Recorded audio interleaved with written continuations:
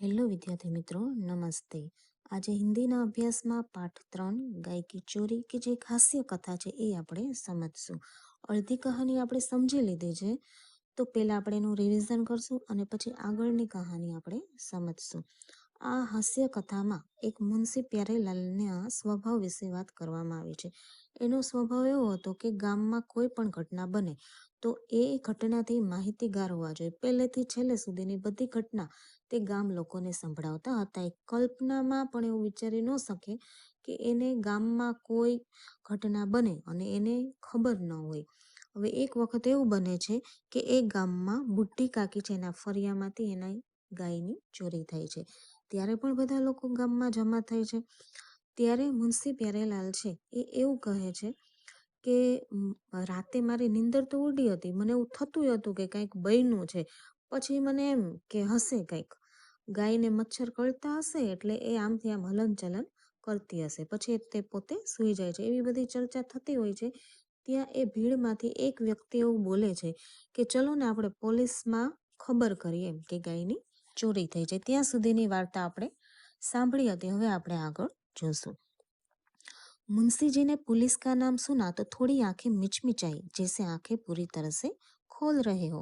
फिर अंगुआ बचने के नाते बोले, अरे उस वक्त जरा सा यह ध्यान भर आ जाता तो भला गाय निकल नहीं पाती। लेकिन एक बात यह और है कि चोर गैया को उधर मैदान के रास्ते ले गई है।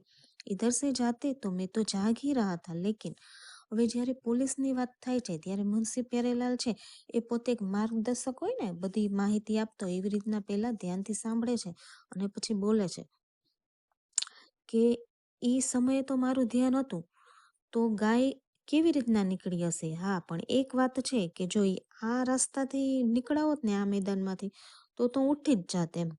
થાને મેં રપટ કરો, કોઈ સાપ બોલી, સબને હા મેં હા મિલાય. હવે બધા એવું કહે છે કે તમે પોલીસમાં રિપોર્ટ કરો એમ. એટલે બધા એમ કે છે કે હા ચલો એવું જ આપણે કરીએ. હવે જે પોલીસ હોય તો તહકીકાત કરે, બધી તપાસ કરે, મોકા મુઆયના જે ઘટનામાંથી જે ઘટના બની છે, જે જગ્યાએ ચોરી થઈ છે એ બધું જોવે, બધાને પૂછપરછ કરે. તો મુંશીજી કો બયાન કે લીએ પુકારા ગયા. હવે પોલીસ આવે છે ત્યારે મુનશી પ્યારેલાલને બયાન માટે બોલાવે છે. તો એનો ચહેરો છે ને એ ફીકો પડી જાય છે, જैसे बड़ा जबर करके बाहर आए हो. कोई मोटું કામ કર્યું હોય એવું એને લાગે છે. जब थानेदार ने उनसे पूछा कि आपको जो कुछ गाय की चोरी के मामले में मालूम है वह सब बता जाए, तो मुंशी प्यारेलाल का बदन कांपने लगा और आंखें फैल गई.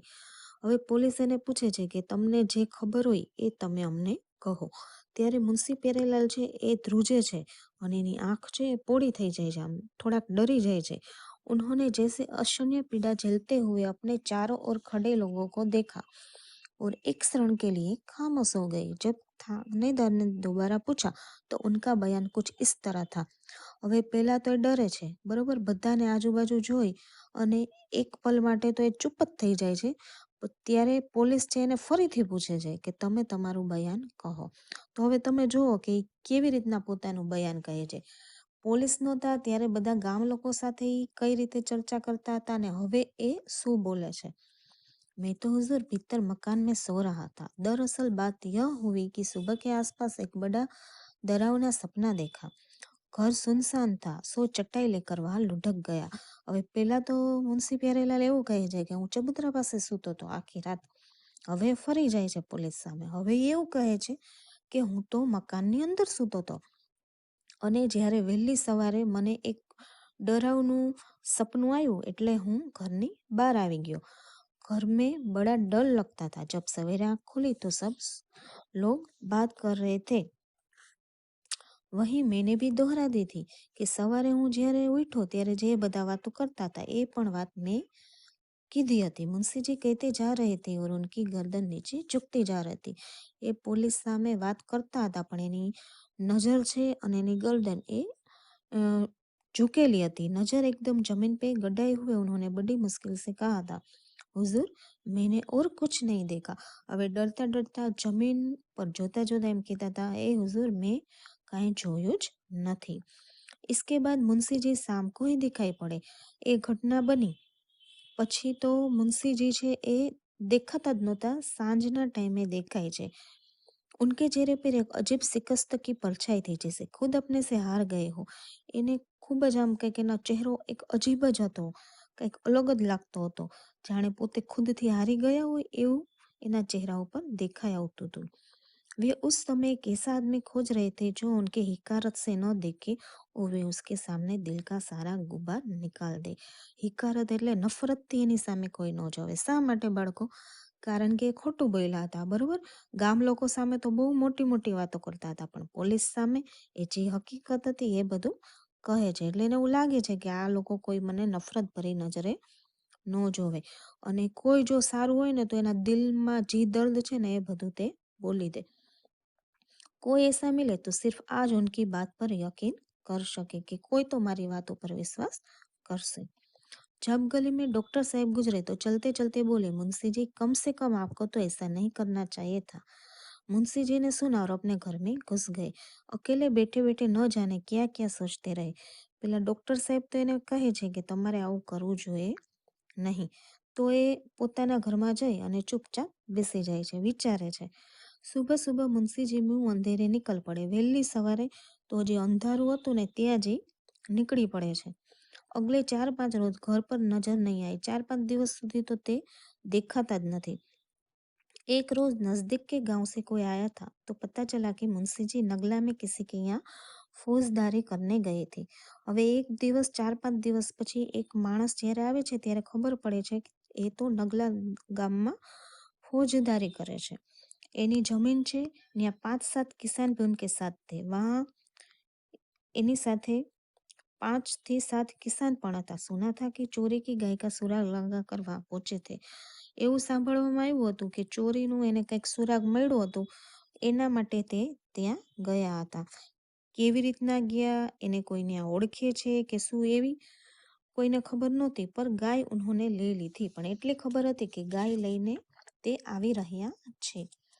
उससे अगली सुबह मुंशी प्यारेलाल के साथ 3 आदमी और चले आ रहे थे और पीछे पीछे गर्दन झुकाए पूछ हिलाती बुढ़ी काकी की गाय चली आ रही थी, जिसकी रस्सी मुंशी प्यारेलाल के हाथ में थी। હવે એક સવારે મ્યુન્સી પ્યારેલાલ અને એની સાથે 3 માણસ આવી રહ્યા હતા, અને એની સાથે કોણ આવે છે? બુટ્ટી કાકીની ગાય। गली में घुसते ही उन्होंने चारों तरफ निहारा। सभी लोग मुंशी जी और गाय को देखकर जमा हो गए थे। હવે જ્યારે શેરીમાં આવે છે ત્યારે ચારે તરફે નિહારા એટલે જોવું, અને મુંશીજી અને ગાયને જોઈ અને બધા ત્યાં જમા થાય છે। બુટ્ટી કાકી अपनी गैया की गर्दन और मुंह पर हाथ फेर रही थी और मुंशी प्यारेलाल लोगों की आंखों में विश्वास खोजते हुए बड़े शान से बयान कर रहे थे। હવે મુંશી પ્યારેલાલ છે, હવે તો એ બધાની આંખોમાં આમ વિશ્વાસ કે જો મુંશી પ્યારેલાલ છે એ ગામમાં કોઈ પણ ઘટના બને તો એનો પ્રોબ્લેમ સોલ્વ કરે જ છે, અને જો ગાયને પણ એ શોધીને લઈ આવ્યા। પોલીસ ભલા ક્યાં કરતી હતી? હવે એ બધાને કહે છે, કોણ કહે છે? મુંશી પ્યારેલાલ, કે પોલીસ છે એ શું કહેશે? મેં તો પહેલે જાણતા હતા, કે હું તો પહેલેથી જ જાણતો હતો કે જે કામ કરવું હોય આપણે આપણી રીતે જ કરવું જોઈએ। अरे साहब क्या गाँव था, डकैतों का, पहलवानों का, राक्षस जैसे आदमी है वहाँ के, पर सुराग तो लगता ही है, कैसे न कैसे पहुंचा वहाँ। પછી મુંશી પ્યારેલાલ એવું કહે છે કે એ ગામના લોકો કેવા છે, પહેલવાનો જેવા, ડાકુ જેવા, રાક્ષસ જેવા છે, પણ કાંઈક ને કાંઈક તો આપણને સુરાગ મળી જ જાય છે। मेरी नजर गद ही गई, बस लाठियां निकल आई, કે મારી તો નજર ન્યાથી હટતી જ નહોતી। લાઠિયા એમ કે બધા મારતા હતા, લેકિન મેં ભી કહા ઝુકને વાલા था, કે ઝઘડો થાય છે અને એકબીજાના મારવા ઉપર ઉતરી જાય છે, પણ હું ક્યાં ઝૂકવા વાળો હતો। ગાય લીએ बिना हिला नहीं मैं, કે ગાય લીધા વિના તો હું ત્યાંથી હલ્યો પણ નહીં।